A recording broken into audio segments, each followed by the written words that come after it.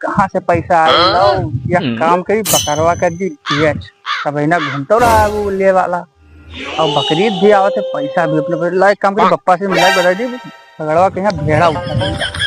हाँ ये बढ़िया दिमाग मिला बताया जैसे भेड़ा लगेगा चाल हो सकती है और आपकी जमा पूंजी खाली कर सकती है।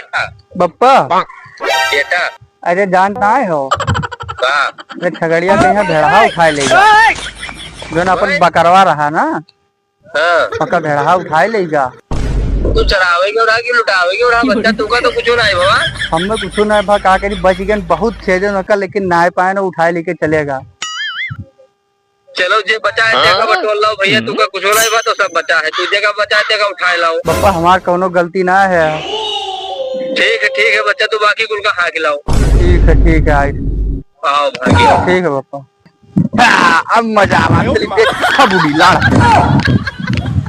सुग्गा तुम्हें बेचा हम चलो ठीक बेच दी हम भैया बकरा बेचा तो का हो वो नहीं है। हाँ बेचत तो रहन लेबो। अरे यार बकरी तो जब भीड़ बना लो 4 गांव हेर के बाद यहाँ आए ना तब ले लो 10 रुपया मांगो तो भैया 6,000 कम कह लो अब खेल रही लो देखो माँ डारा जब करे हम जान तो काहे का लीजिए घर के जाए तो शुद्ध है बढ़िया है खवाए पिया भी बढ़िया तो ये ली देगा। तो ले लो बहुत नीक 5,000 ले लो।